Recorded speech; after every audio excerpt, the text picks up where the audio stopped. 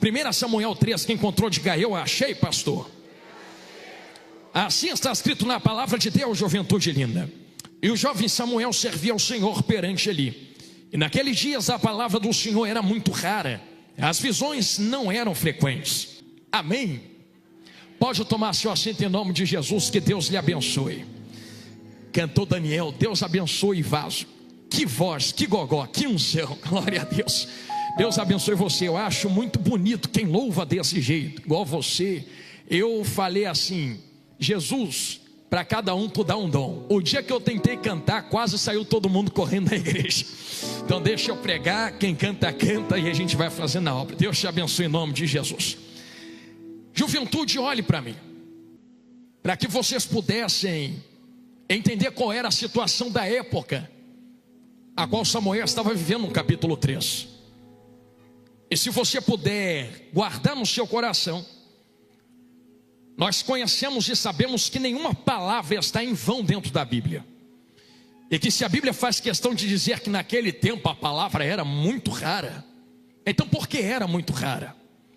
E talvez quando nós olhamos de que a palavra era muito rara, nós pensamos que talvez não houvesse leitura da palavra, ou que ninguém se interessava pela palavra, mas muito pelo contrário. Aprendemos dentro da teologia que desde pequenos, os que nasciam dentro desse povo até mais ou menos os 12 anos de idade, precisavam ler as leis, aprender das escrituras. Então eles liam, conheciam, guardavam no coração. Mas quando a Bíblia exclama que era muito rara, eram novas revelações acerca daquilo que já estava escrito.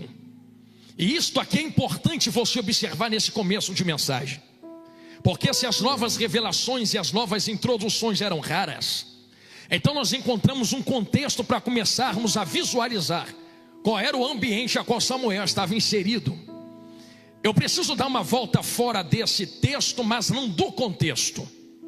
Eu sei que vocês têm visto o que tem acontecido na face da terra nesses últimos tempos, e principalmente nesses últimos dias. E talvez uns 2 dias atrás vocês ligaram a televisão ou a internet, e eu vi muita gente, eu até fiz questão de compartilhar nos stories, nas minhas páginas, do que estava acontecendo no Oriente Médio.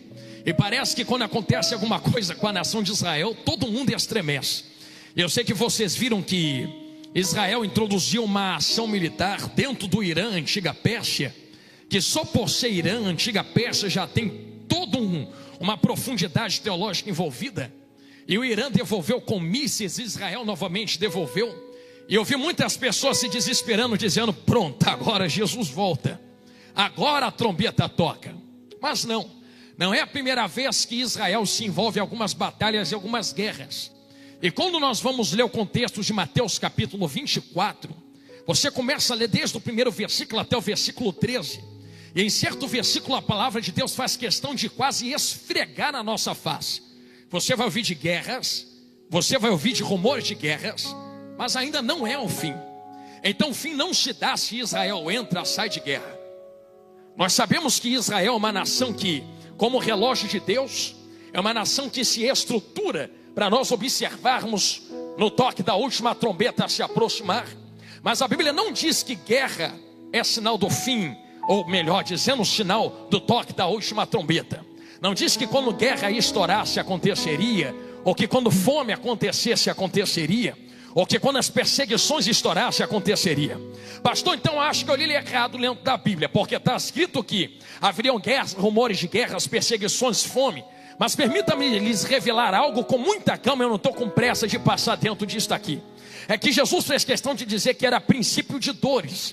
E eu sei que tem mamães aqui dentro da igreja, dentro desse recinto, que entende que quando você estava a ponto de dar à luz, você estava com aquele barrigão de quase 9 meses, e quando você chegou perto de ter o seu filho ou a sua filha, as contrações e as dores aumentaram, e as dores entre as contrações diminuíram. Foi ou não foi? É assim para toda mãe. E quando Jesus induz a pensar que são princípios de dores, ele está quase dizendo que a terra é como uma mãe que está a ponto de dar à luz.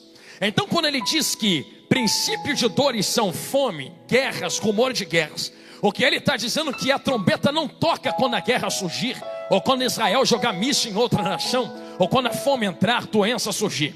O que ele está falando é que é como uma mãe. que quanto mais próximo estiver dele voltar, maior é a intensidade das dores, e o menor é o tempo entre as guerras. Então vocês começam a perceber que, quando nós pegamos um contexto histórico, começamos a perceber que, de algumas centenas de anos para cá, o nível das guerras aumentaram, o nível de pessoas que morrem em guerras também aumentaram, e o tempo entre elas diminuíram, mostrando que há um sinal realmente da volta de Cristo.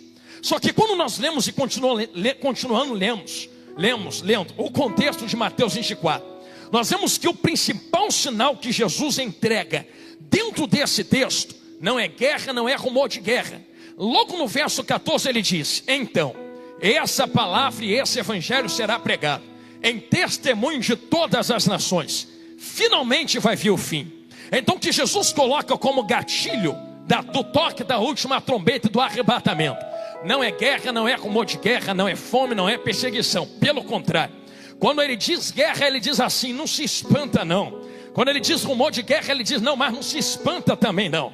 Quando ele diz fome, perseguição, ele faz questão de dizer: vocês vão ver isso tudo, mas não se espantem. Mas olha para a pregação do evangelho e da palavra, porque quando a palavra for pregada em testemunho de todas as nações, finalmente o fim vai acontecer. Logo você começa a pensar: então, pregador, estamos muito perto, porque eu sei que a palavra está sendo pregada em toda a terra. Ah, pois bem, mas o que é que está sendo pregado? É realmente de fato a palavra? Ou estamos vivendo talvez o tempo de 1 Samuel 3? Tem leitura, tem contexto, mas talvez não tenha revelação daquilo que está dentro desse contexto e a verdadeira essência. Muitos estão pregando, mas não estão pregando evangelho. Muitos estão indo e levando, mas não estão levando a palavra. Então é quando a verdadeira palavra, o verdadeiro evangelho, aquilo que transforma vidas, for pregado em todas as nações, em testemunho de todos os povos, finalmente a última trombeta vai tocar. Vamos fazer um quadro do que está acontecendo no cenário mundial atual. Nós começamos a olhar pregadores que se levantam, e novamente repito, não estou com pressa de passar nisso aqui. Pessoas que se levantam com todo o intuito de pregar: vou romper, vou falar. Mas será que realmente estão pregando o que está contido em essência aqui dentro? Vamos começar a mergulhar dentro disso agora. Porque se o gatilho para o toque da última trombeta é a pregação da palavra, começamos a entender que a palavra também nos revela uma outra coisa que surge nesse tempo. Jesus fez questão, juventude, de pegar a boca, a própria boca, abrir e dizer: cuidado, porque nos últimos tempos que vocês estiverem dizendo, e eu trago à memória o que o pastor Gesonias vos leu, no mesmo livro de 2 Timóteo, a palavra de Deus diz que nos últimos dias arrumariam mestres para si, para falar o que querem ouvir, não o que precisam ouvir, segundo as próprias cobiças. Em outras palavras, não me importa ser transformado, eu tenho uma necessidade, eu quero que essa necessidade seja atendida. Então eu uso a palavra para que a palavra venha atender a minha necessidade. Em outras palavras, em outro contexto, Jesus abre a boca para dizer que nos últimos tempos surgiriam falsos mestres, surgiriam falsos profetas, que abrem a boca pregando algo que parece ser, mas nunca foi. E dentro desse contexto também vemos que a Bíblia nos indica algo, chamado anticristo. O anticristo se manifesta de duas formas. A primeira forma, ele se manifesta como pequenos anticristos. E nós já vemos os pequenos anticristos por aí. O próprio João e a própria palavra nos induz a pensar que todos aqueles que lutam contra os princípios bíblicos e os quebram, pregando coisas completamente ao contrário do que está escrito aqui dentro, se fazem pequenos anticristos. Tem a segunda manifestação, que é o anticristo de carne, que ainda não se apresentou na terra, porque tem um tempo determinado para se apresentar. E eu não vou entrar nisso agora, mas eu fugigo um gatilho. Não se apresentou, porque é a palavra quem diz, vai reclamar com quem escreveu, porque ainda tem um na terra que está resistindo a ele. Ah, já sei, pastor, quem resiste é a igreja. Não, quem resiste é aquele que habita dentro da igreja. E enquanto ele estiver habitando entre nós, dentro de nós, o anticristo não tem poder para meter a mão nas rédeas da terra. Eu vou falar, é por isto que nós somos perseguidos. E se uma igreja não é perseguida, então a luz da Bíblia não é uma verdadeira igreja. Eu sei que dói, mas cura. Pastor, por que eu sou perseguido no trabalho? Porque tu faz parte de uma verdadeira igreja. Porque olham para mim e me chamam de jovem quadrado? Porque tu faz parte de uma verdadeira juventude. Porque olham para mim, não querem andar comigo, me excluem, não querem conversar. Porque tu faz parte de uma verdadeira igreja. Enquanto você for verdadeiro, verdadeira, realmente será perseguido, excluído, será diferente. Eu fico preocupado quando o mundo começa a amar muito um povo que se chama de igreja.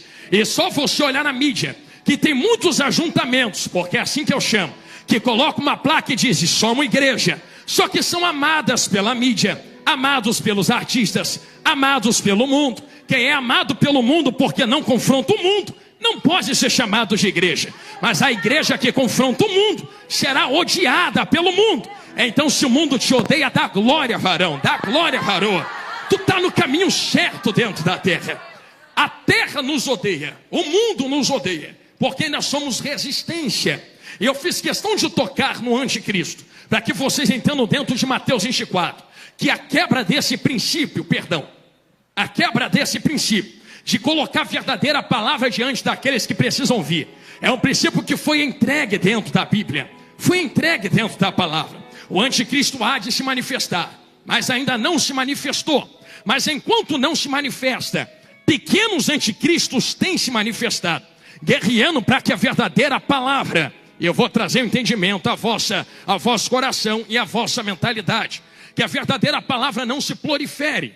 Então se a pregação da verdadeira é gatilho para o arrebatamento, enquanto eles se proliferam, não há pregação da verdadeira essência do evangelho. E se não há verdadeira pregação da essência do verdadeiro evangelho, quanto mais se demora para esta palavra ser pregada, mais a trombeta se demora para ser tocada.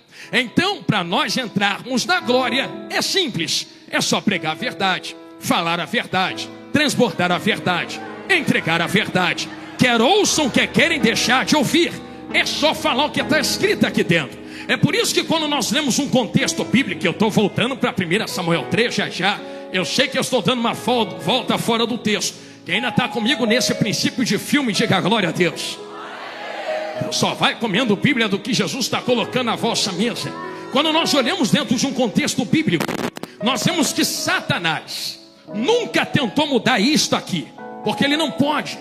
Então se existe uma falsa pregação disto aqui, eu vi certa vez uma jovem dizendo, pastores, que existe um falso evangelho sendo pregado. Eu digo a vocês que não, porque só existe um evangelho. Tudo aquilo que é contrário a isto deixa de ser evangelho. Então só existe um evangelho sendo pregado. Satanás não pode mudar isto aqui. Anticristos não podem mudar isto aqui. Falsos profetas e mestres não podem mudar isto aqui. Que é uma história. Então vamos lá. Eu disse a você de pequenos anticristos. E quando nós olhamos no contexto histórico, lembre, não estou com pressa de passar por aqui.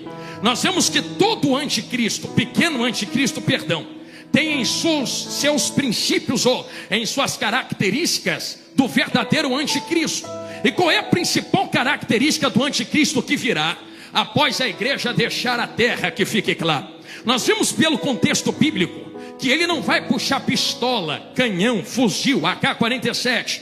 Ele vai utilizar a sua capacidade labial, a sua inteligência e a sua mentalidade para convencer milhões de pessoas a se voltar contra Deus. E na trindade satânica, formada por diabo, anticristo e falso profeta, o anticristo vai propagar o falso entendimento.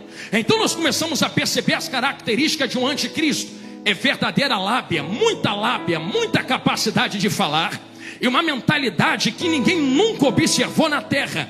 Pequenos anticristos também possuem isso. Quer ver um exemplo de pequeno anticristo na história? Vou nem falar o nome dele porque não merece ter o nome dito, mas você vai lembrar. O bigode da Segunda Guerra Mundial se fez pelas características um pequeno anticristo.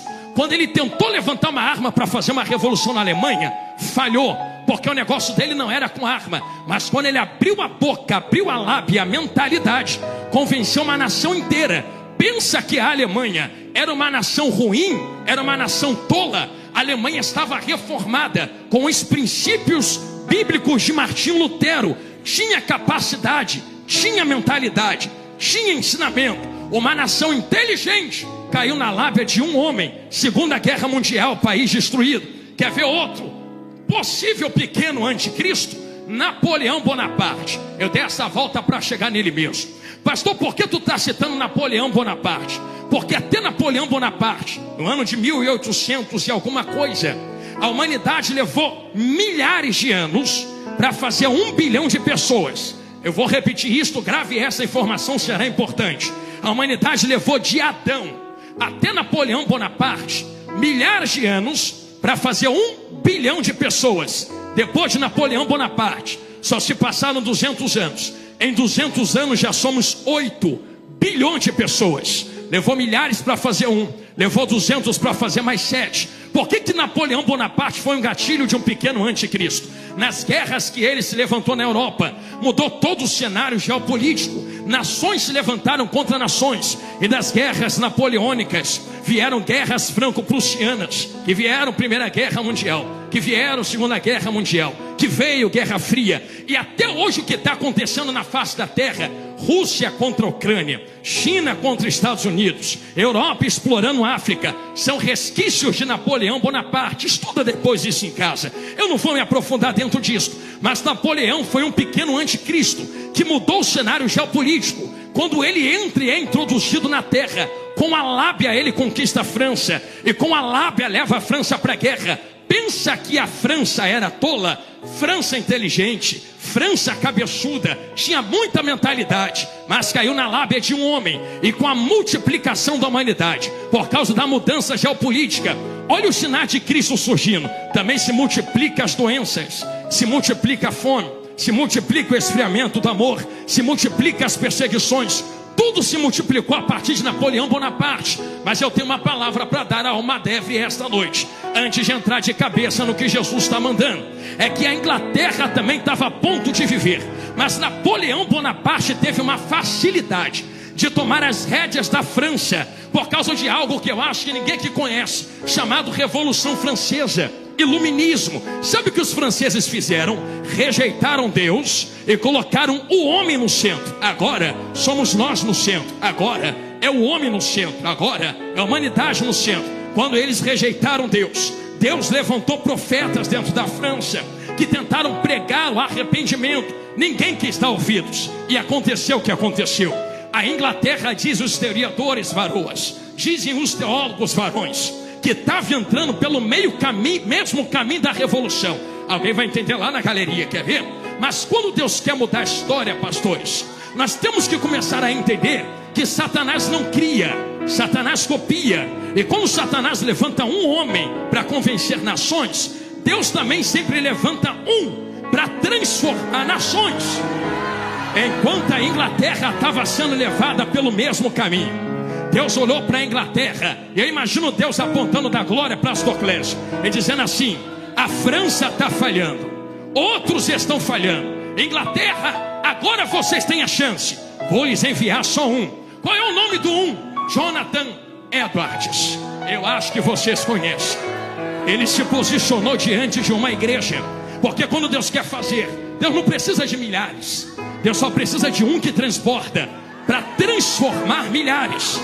Eu vou repetir isso aqui: Deus não precisa de muitos, Deus só precisa de um para mudar todo um sistema instituído. Deus levanta Jonathan Edwards. Sabe o que aconteceu com aquele varão, que era meu xará, tinha meu nome também? Ele pregou uma palavra, uma pregação, mas com carinho uma deve. A palavra que ele pregou não foi: receba a chave, olha a porta, tu no centro, mão na sua cabeça, vai dar tudo certo, esse que a chave desce, olha o ouro e a prata. Ele já começa leve desse jeito. Eu não vou nem falar de João Batista, porque João Batista já começa, você sabe como? Raça de víboras. E Jesus já começa dando a paz do Senhor. Hipócritas. Mas Jonathan Edwards já começou assim: vocês pensam que vocês são especiais? Pecadores nas mãos de um Deus irado.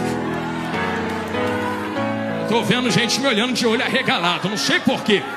Quando ele preservou a verdadeira essência da palavra, a história conta que foi tanto poder dentro daquela igreja, que as pessoas subiam as colunas daquela congregação e diziam desesperadas: Jonathan Edwards, para de pregar do jeito que tu está pregando, porque parece que o chão vai abrir e o inferno vai me tragar para o lado de dentro. Eu pensei que eu era crente, porque eu dou oferta, dizimo, vem para a igreja, bata a carteirinha. Mas eu vi que estar na igreja não é ser igreja. Eu quero aceitar Jesus de novo. Eu quero ser avivado de novo. Foi tanto avivamento dentro daquela congregação. Alguém vai pegar na galeria aqui embaixo, quer ver? Que Deus pegou o fogo que estava aceso lá na Inglaterra, espalhou naquela nação. E depois que um se levantou, vieram muitos outros. E Deus começou a levantar profetas e pastores. Sabe o que aconteceu com a Inglaterra quando Deus espalhou fogo? Império Britânico, maior império da terra. Aí Deus pegou um fogo de avivamento, atravessou o oceano, chegou lá nos Estados Unidos e disse assim: também quero fazer aqui. Só que Deus começou a passar o olho, imagine eu na cabeça de pregador, e não achava ninguém. Lembre-se dentro da Bíblia que Deus só precisou de Abraão para mudar a história da terra. Deus só levantou Jesus para salvar uma humanidade. E sabe quem Deus levantou nos Estados Unidos para trazer um avivamento? Eu imagino Deus entrando dentro de uma igreja batista. Ele encontrou um homem chamado Pastor Seymour, com a cabeça entre dois caixotes de madeira, dizendo: Deus, se ninguém quer, eu quero. Faz de novo, faz de novo, faz de novo, faz de novo. E Deus com aquele fogo na mão dizendo: tu quer? Eu quero. Então toma, Rua Azusa. Foi tanto fogo de Deus na Rua Azusa, vaso, que levantou a mão. A história conta que o chão da igreja, que era de madeira, rachou de uma ponta a outra a liderança. Sabe o que aconteceu? Era tanta glória que o culto não durava 1, 2 horas, não. Eu tive lá em Angola, na África. A gente entrava 9 da manhã dentro da igreja para cultuar, saía meia-noite, para estar 9 da manhã de novo no outro dia. Só que na Angola ainda para dormir. Lá no Pastor Seymour não parava não. Culto durava uma semana direto. Quem quisesse dormir, dormia, mas os crentes ficavam dando glória dentro da igreja. E era tanta glória e tanto poder, que quem pisava na porta, se estivesse doente, era curado. Não precisava nem orar.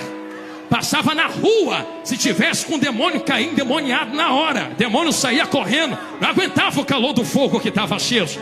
Quem pisava dentro da igreja era batizado na hora com o Espírito Santo. Era muito fogo, pastor.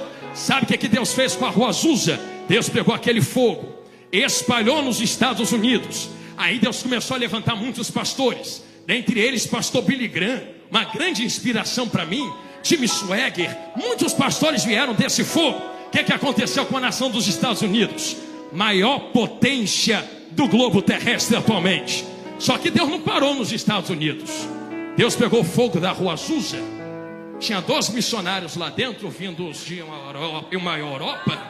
E Deus falou assim: não, o lugar de vocês não é aqui não, sai e desce. Aí eles entraram no barquinho e começaram a descer. Eu imagino eles falando: Deus, é para parar no México? Não, desce mais um pouco. Desce. Deus, é para parar em Cuba? Não, vai chegar o tempo de Cuba, mas desce mais um pouco. Deus, é para entrar na Venezuela? Não, Venezuela não, curva mais um pouco. Deus, tem uma cidadezinha pequenininha ali, qual é o nome? Belém, entra nela. Aí aqueles 2 missionários colocaram os pés em Belém, você sabe, não é? E de Belém inaugurou algo que ninguém aqui conhece, chamado Assembleia de Deus. Deus pegou o fogo que acendeu lá em Belém e começou a espalhar pela nação brasileira. Não, Deus não levantou o pastor Jonathan Carlos. Deus levantou, foi 2 missionários lá em Belém, que espalhou um fogo pela nação. Se preparem, porque o fogo que está aceso aqui dentro hoje da Almadevre não começou com vocês. E eu vou ser bem direto no que eu vou falar. Vai doer, mas vai curar. Eu não tenho o direito, vocês não têm o direito de deixar o fogo que Deus acendeu há 200 ou 300 anos atrás se apagar na nossa geração. Não. Tu não tem esse direito. Se tu não quiser acender, dá licença, porque tem gente querendo viver esse avivamento. Eu estou sentindo Jesus falar na minha boca, vaso. Coisa gostosa que está aqui dentro.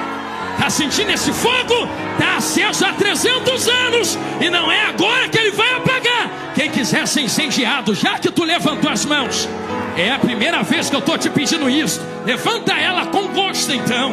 Levantou o fogo que Deus acendeu através de Jonathan Edwards. O fogo que Deus acendeu através de pastor Seymour, o fogo que Deus acendeu em Belém do Pará e se espalhou no Brasil, ainda está aceso aqui dentro de Volta Redonda. Só sai vazio e apagado quem quer, mas quem quer ser avivado esta noite, eu lhe dou 10 segundos para tu encher essa casa de glória a Deus, aleluia. Eu vou beber água aqui.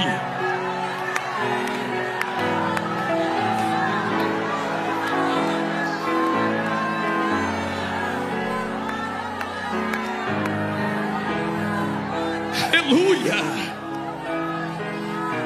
Espírito de Deus, tem um fogo aceso, e esse fogo não foi aceso agora. Estou chegando em 1 Samuel 3. O fogo que está entre nós foi aceso há muito tempo. Obrigado, homem de Deus. E nós não temos o direito de deixá-lo se apagar. Porém, eu volto a repetir o que eu estava falando agora há pouco. Existe um avivamento que há de acontecer na terra. Eu poderia citar promessas e profecias de 300 anos que recaem sobre o Brasil, de pastores e profetas verdadeiros reconhecidos na terra e pela igreja, que abriram a boca para dizer: é do Brasil que vai vir um último grande avivamento. Pastor, não acredito nisso. É por isso que eu vim correndo de Santa Catarina para pregar a vocês, porque Jesus vai te fazer acreditar hoje. Existem pessoas que estão dizendo que não vai acontecer um avivamento, e até pedem prova dentro da Bíblia. Pois bem, vamos para a Bíblia então. Nenhum avivamento pode acontecer sem a pregação da palavra de Deus.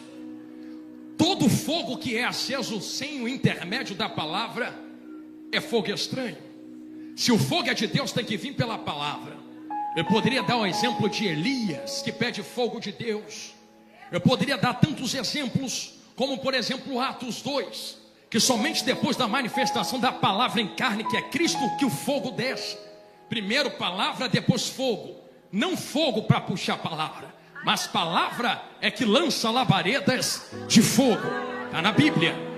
É por isso que anticristos se levantam, pequenos anticristos.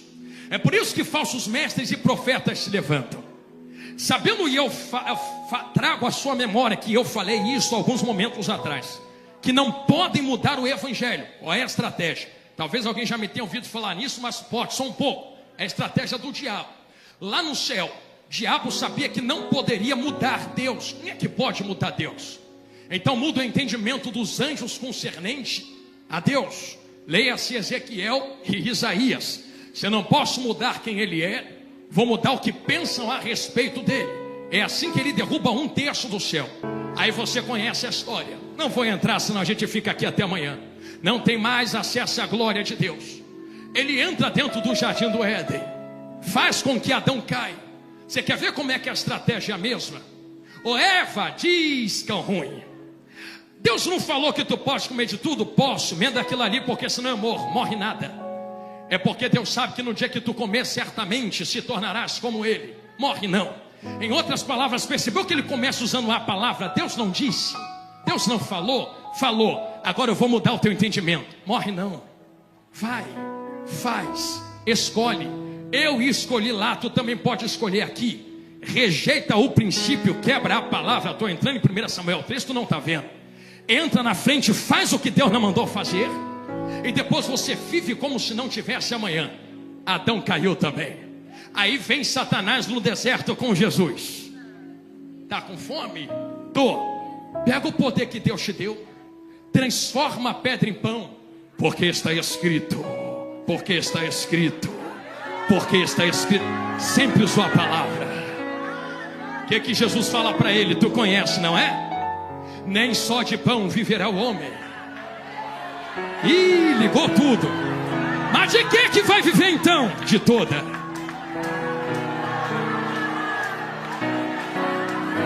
Palavra. Ah, não é a palavra que sai da boca do diabo, é a palavra que sai da boca de quem? Se for bater nessa tecla, fica até amanhã. Jesus firmou. Pensa que a geração de hoje também não está sendo testada com os mesmos argumentos? Satanás olha para a geração e diz: derrubei anjo, derrubei Adão, Cristo entrou na frente, atrapalhou meus planos. Mas eu vou tentar mudar o entendimento dessa geração. Não estou com pressa de passar nisso. Concernente à palavra, A palavra não diz que tu vai comer o melhor da terra? É. A palavra não diz que a porta vai se abrir? É. A palavra não diz que tu é filha de Deus? É. Ah, então tu é o centro. Então tu merece. Então tu pode. Então tu é. Então tu vai. Então tu consegue. Deixa eu te tratar bem. Vou nem falar as palavras, porque senão todo mundo mata a charada. Mas deixa eu te carregar no colo, botando chupeta na tua boca, fazendo carinho no seu cabelo, te chamando de bilu-bilu, te tratando como um bebezinho na palavra.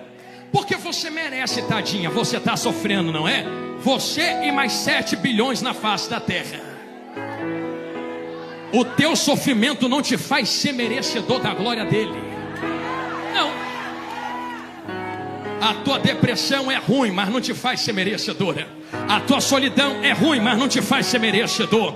A tua angústia é muito ruim, mas não te faz ser merecedora. Se não me faz ser merecedor, por que ele cura a minha depressão, me arranca da angústia e sublime a minha solidão? É porque tu não merece, mas a graça dele.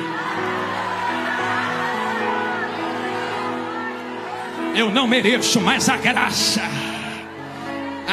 que eu não mereço me alcançou através da cruz do Calvário. Eu não estou pregando porque mereço, eu estou pregando porque há 2000 anos atrás o Filho do Homem carregou a cruz que não merecia carregar, pagou o preço que eu não podia pagar e disse: vai, pastor Jonathan Carlos, joga fogo no meio da seara. Eu sou o primeiro, quero ver quem vem comigo tocando fogo na terra. Eu não mereço. Eu não te pedi isto até agora, mas vou te pedir a primeira e a última vez. Se tu levantou as mãos, segure a mão de quem está do teu lado aí agora. Ah, me suporte só este momento. Pega na mão de quem está do seu lado. Eu não te pedi isto até agora. Eu vou usar as palavras do pastor Gesonias. Me permite, pastor. É ele quem leu e está na Bíblia. Timóteo, diz Paulo: desperta o dom que está em ti, que tu recebeu pela imposição das minhas mãos. Reparou que alguém só recebe quando o outro alguém toca? É por isso que eu pedi para tu pegar na mão. Tu não está pegando na mão porque é jargão de pregador. É que quando alguém toca, quando alguém toca, quando alguém toca, quando alguém toca, quando alguém toca, o Espírito não vai descer. Ele já desceu em Atos 2, está habitando dentro de nós. É transferível de um para o outro agora. Então levanta a mão de quem está do teu lado, vaso. Haverá um avivamento pentecostal dentro desta casa espiritual. Quem quer sair vazio sai, mas quem quer receber poder e autoridade de Deus, eu lhe convido a abrir a boca e por 30 segundos dá o teu melhor glória, dá o teu melhor aleluia. Acende incenso diante dele, coloca fogo nesse azeite, coloca esse candelabro para revelar. Eu vou deixar adorar quem quer adorar. Olha pra lá. Se tu quiser que eu conto para te ajudar. 30, 29. Ih, Jesus, olha lá o que tu vai fazer no fim disso. 26, 25, 24. Pastor, eu tô com depressão. 23. Então tira a depressão e enche de outra coisa. Azeite. 21. Pastor, eu tô angustiada. Olha, hoje ele arranca a angústia e te entope de outra coisa.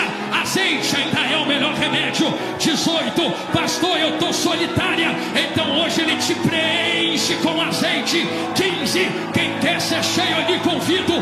Fogo aceso na terra por Deus. Abre a boca e enche essa casa de glória. Vai ter um terremoto de poder aqui dentro, pastores. 11. Olha Deus tomando os vasos no meio da igreja. Dá lugar mesmo, minhas filhas. Diabo levanta todo dia para te derrubar. Hoje nós vamos esfregar na cara do cão. Aqui ainda tem fogo. Aqui ainda tem palavra. Aqui ainda tem presença. Quem tem, tem. Quem tem, tem. Quem tem, tem. E olha Deus tomando a galeria. 9, 8, 7. 6. Quem não falava em línguas há muito tempo, a hora é agora. Seja renovado em línguas estranhas. 5. Quem quer ser batizado, seja batizado agora. 4. Não deixa a lâmpada se apagar. 3. Não deixa a lâmpada se apagar. 2. Não deixa a lâmpada se apagar. Quem tem a se apoderar desta casa. Agora, agora, agora, agora, agora, agora, agora, agora, agora.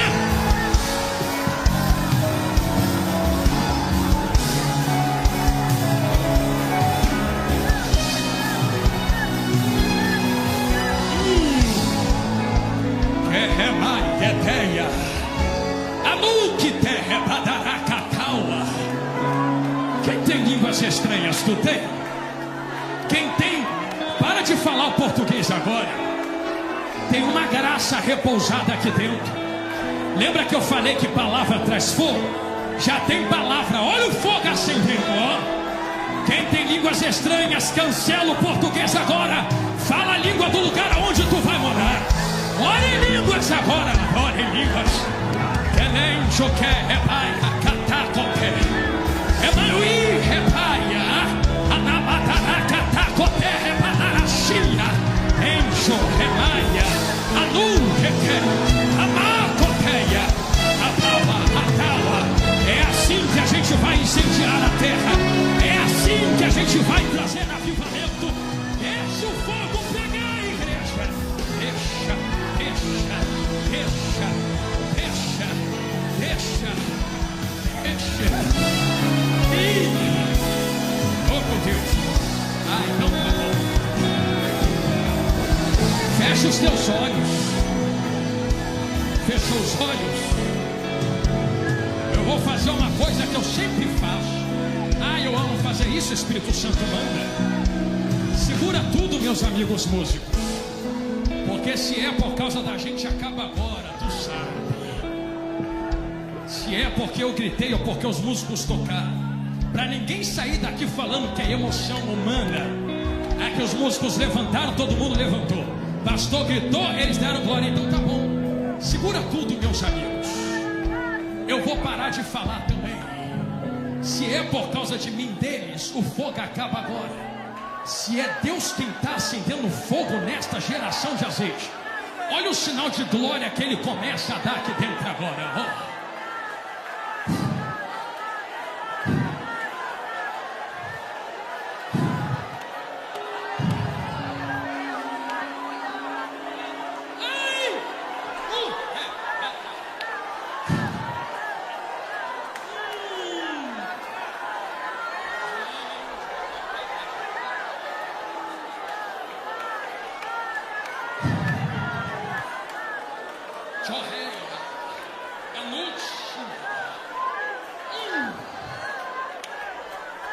Tem um renovo tomando jovens aqui.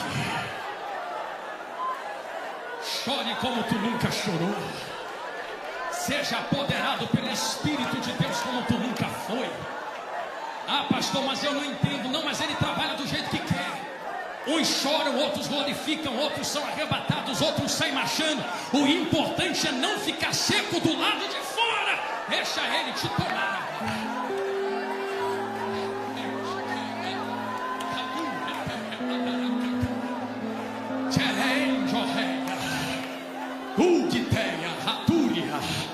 Eu quero fazer um convite a quem tem ouvidos para ouvir a voz do Espírito.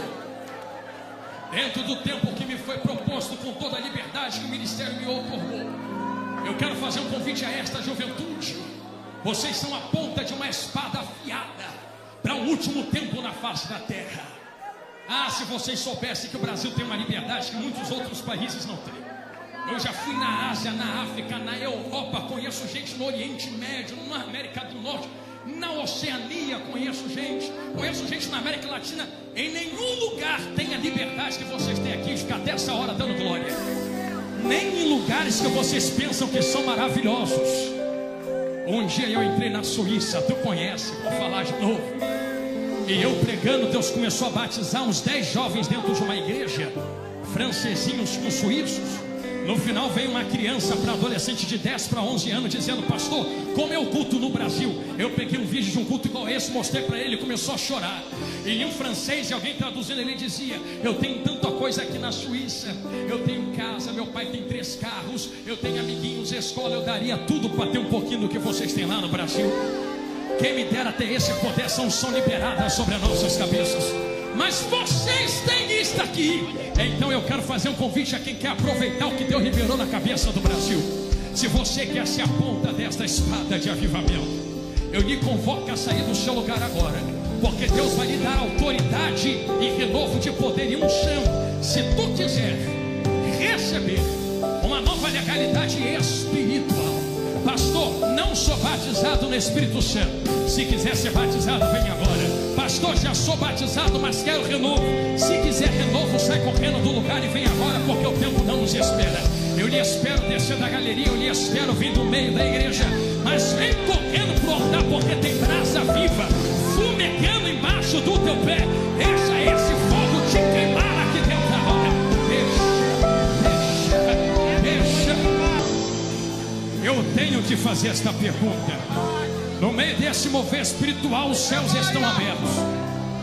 Eu preciso conhecer quem quer reatar aliança com Jesus. Se houver uma primeira alma, Cristo, a hora é agora. Pastor, já sou da igreja, mas talvez tu seja uma dracma perdida. Está na casa, mas está perdida na casa. Quanto tempo tu não ora mais, não sente mais, não tem mais esse mover? Está na hora de se reconciliar com Jesus de novo.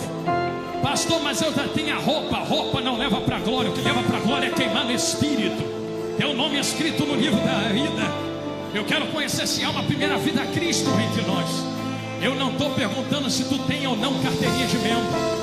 Eu não estou perguntando se tu vem ou não para a igreja. Eu estou perguntando se tu quer queimar de novo como queimava. Eu estou perguntando se tu quer ter de novo o que tu tinha. Existe uma primeira vida a Cristo entre nós, que quer reatar aliança com Ele. Levanta a mão assim bem alto para eu te ver. Se há uma primeira, eu quero te enxergar. Será que há? A primeira está aqui. Quero conhecer a segunda vida. Se houver a segunda, aonde faço? A segunda está ali. A terceira está aqui. Cadê a quarta, profeta? A quarta vida a Cristo está aqui. Bem-vindo à casa de meu Pai, Filho de Deus. Aonde está a quinta vida a Cristo? Será que há uma quinta vida a Cristo? Se houver uma quinta vida, a hora é agora. Existe uma quinta vida que quer reatar aliança com o grandão. A quinta vida está ali à minha direita.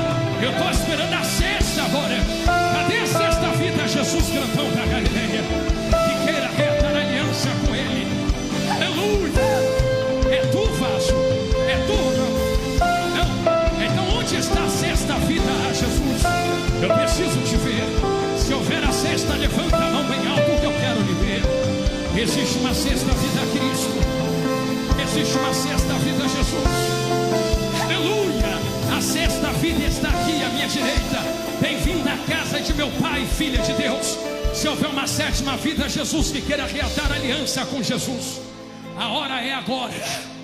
Não importa o que aconteceu, o que passou, passou. Vem tacar azeite nessa lâmpada.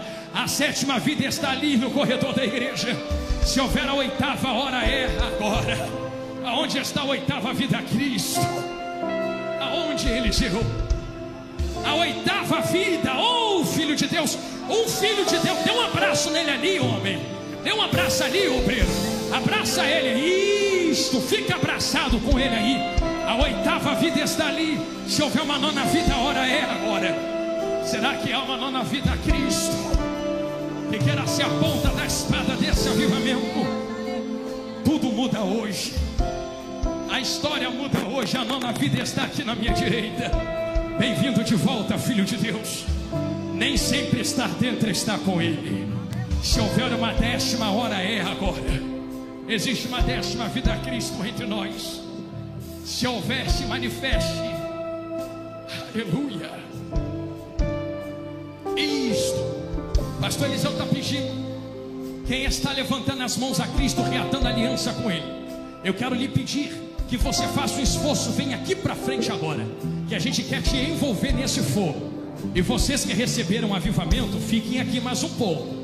Vocês acham que vocês receberam fogo para quê? Vocês vão orar por quem está reatando aliança agora. Isto, tragam eles, os 9. Vem atravessando isto, vaso, vem trazendo ele. Vem com ele, varão. Isto, vem com ele, vaso. Isto, traz ela, filha de Deus. Venha, filha de Deus. Isto, filho de Deus. Se a trombeta toca agora, vocês já estão com a gente lá na glória. Oh, aleluia! Bem-vindos à casa de meu Pai. É daqui até a glória, nada menos do que isso. Vocês tudo que estavam falando em mistério, sendo renovados, chorando, sendo arrebatados, esse poder que vocês receberam, estica a mão aqui para frente agora. Vocês acham que o poder está com vocês para ficar? Vocês vão transbordar agora, lembra? Transbordamos uns para os outros. Levanta a próxima geração contigo então. Estica as mãos e tu vai orar como se fosse vocês aqui na frente agora. Feche os vossos olhos e oremos nesse momento.